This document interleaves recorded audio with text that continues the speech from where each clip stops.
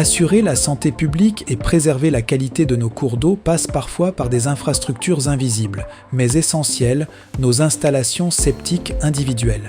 Dans le nord de la Gaspésie, où de nombreux propriétaires de chalets et de résidences ne sont pas reliés aux réseaux municipaux, un système défectueux peut non seulement contaminer l'environnement, mais aussi polluer directement les puits d'eau potable privés. Pour démystifier le fonctionnement de ces systèmes et promouvoir les meilleures pratiques d'entretien, le Conseil de l'eau du Nord de la Gaspésie lance une importante tournée de séances d'information citoyenne. Nous faisons le point sur les enjeux et le calendrier de cette tournée avec Thierry Raté, co-directeur. Alors écoute, avant qu'on parle peut-être de votre tournée, je voulais un peu faire un petit constat avec toi concernant les installations septiques justement individuelles. Euh, on va parler du nord de la Gaspésie parce que est-ce que c'est quelque chose qui représente une menace concrète ou quelque chose, qu'est-ce que tu dirais là-dessus pour faire un peu un état de la situation? On est peut-être, on a quand même un territoire qui est pas si densément tu sais, peuplé puis occupé, puis il y a quand même beaucoup de localités qui bénéficient du service de traitement des eaux usées par l'entremise des municipalités. Par contre, il y a quand même à des échelles plus ciblées des enjeux potentiels là, associés à d'éventuelles installations septiques qui seraient pas conformes ou désuètes. Donc, puis c'est pas juste dans une optique de santé de l'environnement, mais c'est dans une optique de santé publique, surtout dans les cas où les gens qui ont des bâtiments, soit des chalets ou des résidences, ne bénéficient pas non plus de l'accès direct, mettons, à l'eau potable via un réseau d'aqueduc municipal. Donc, si sur un terrain ou sur des terrains adjacents, on a à la fois des puits d'alimentation en eau potable, des installations septiques, c'est important que l'installation septique soit bien installée, bien entretenue pour éviter de contaminer l'eau potable à côté. Donc, il y a un enjeu de santé publique qui peut être vu aussi. On a, on n'a pas un portrait si clair de la situation sur l'état des installations septiques à l'échelle du nord de la Gaspésie, mais on sait qu'il y a quand même des gens qui pourraient se mettre aux normes. Donc, dans ce contexte-là, on souhaite sensibiliser la population à cet enjeu-là quand même. Hmm. Donc, si je comprends bien, c'est pas que comme quelque chose qui peut contaminer des lacs ou des cours d'eau, mais on peut s'auto-contaminer, comme tu dis, si on a un puits à côté avec une installation septique. Ben, c'est pas impossible Hmm. là, dans certains contextes, là. L'objectif, c'est pas d'alarmer personne, mais c'est aussi, dans le fond, plus on a une installation septique qui est conforme puis bien entretenue, puis qu'on s'assure de faire les vidanges au rythme qui sont supposés, ben on diminue les risques de contamination adjacente. Il y a aussi des distances séparatrices à respecter entre les deux.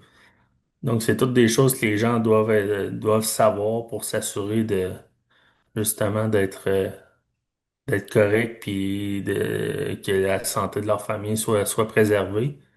Ce qui fait aussi que ben, les propriétaires de puits, de puits d'eau potable, ben, c'est leur responsabilité aussi de faire analyser la qualité de l'eau de leur puits, là, puisque ça leur appartient dans le fond. Donc, il n'y a pas question de ça dans la tournée, mais c'est comme deux aspects. Si on a les deux installations en autonome, soit le puits d'eau potable privé, puis l'installation septique, c'est clair qu'il faut s'occuper des deux là, pour s'assurer que tout soit, co- euh, tout soit correct et qu'il n'y ait pas de contamination. D'accord. Alors parlons maintenant justement de votre tournée, les séances d'information pour lesquelles vous allez justement partir faire le tour. Est-ce que, si on veut parler un petit peu du public cible, ça s'adresse à qui au fait? Est-ce que c'est pour des nouveaux propriétaires ou ceux qui envisagent des rénovations ou autres?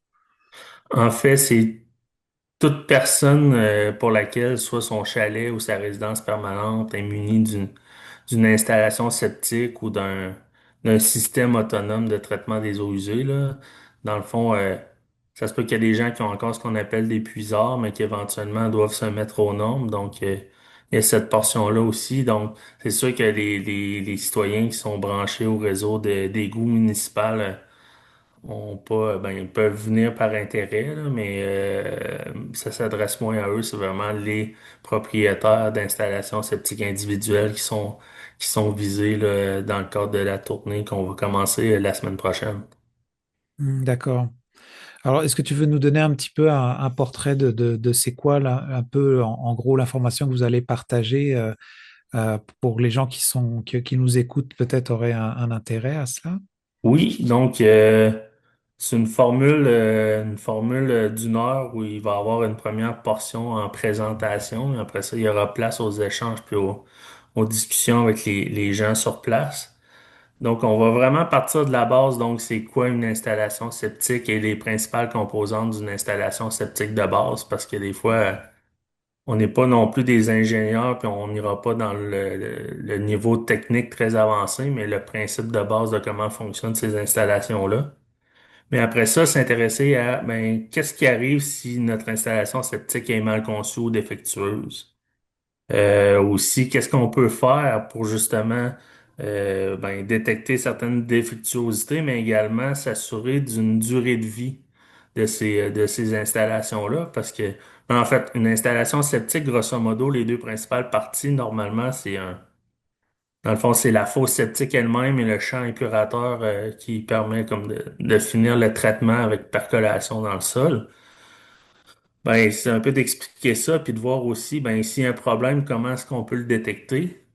Puis également, qu'est-ce qu'on peut faire pour tu sais, assurer la durée de vie de ces équipements-là, mais aussi ben, justement pérenniser notre investissement, parce que c'est quand même des investissements importants Mhm. pour les gens là, quand ils doivent soit renouveler leur installation septique, là, c'est en milliers de dollars que ça se compte.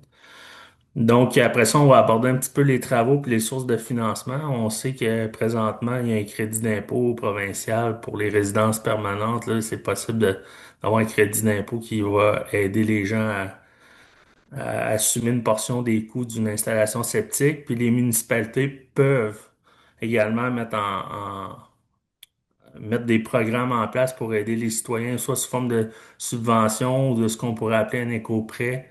Donc, de permettre, mettons, à quelqu'un de faire les travaux, mais de rembourser sur une certaine quantité d'années l'investissement via une taxe municipale au lieu d'avoir à défrayer le coût complet dès le départ.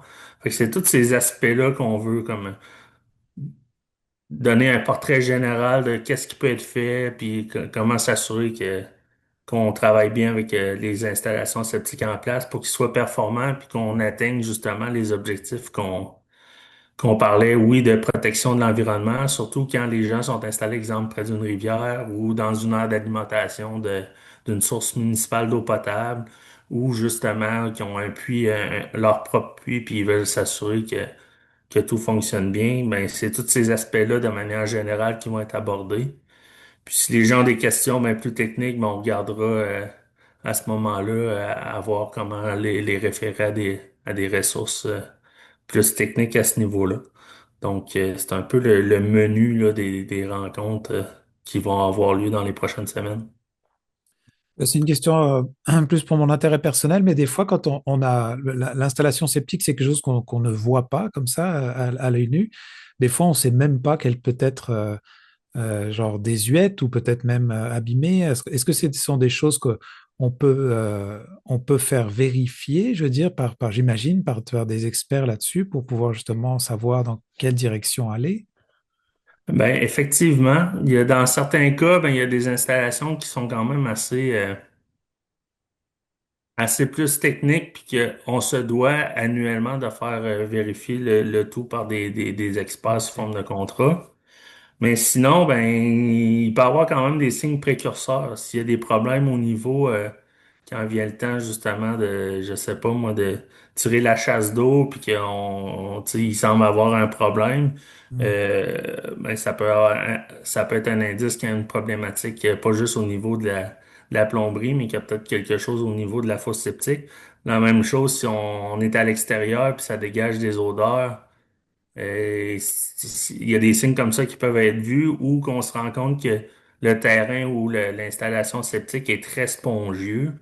Il y a tous ces aspects-là là, on se rend compte qu'il n'y a pas un bon drainage. Ben, c'est tous des signes précurseurs d'une problématique potentielle, là. Donc à ce moment-là, ça donne un peu l'indice de OK, il faudra peut-être que je vérifie avec quelqu'un qu'est-ce que je peux faire pour remédier à la situation. Alors pour cette tournée, je vois que vous couvrez quand même un vaste territoire. Puis là, on affichera les dates et les lieux justement en nombre pendant qu'on en parle. Mais est-ce que les citoyens doivent s'inscrire ou comment déjà, et même savoir un peu plus de détails sur tout ça? Est-ce qu'il y a un endroit pour ça? Ben, dans le fond, les informations sont sur notre site Internet, mais également sur notre page Facebook. Chaque arrêt de la tournée a son propre événement justement sur Facebook. Donc, il y a possibilité d'indiquer à ce moment-là qu'on participe. C'est sûr que nous, ça nous aide de le savoir d'avance s'il y a les intéressés, mais toute personne qui est disponible à ce moment-là et qui n'était pas inscrite va pouvoir participer sans problème, là. L'inscription, on la recommande, mais elle n'est pas obligatoire, donc elle est facultative. Donc, toutes les informations vont être, c'est ça, sur notre site web, puis également sur notre page Facebook.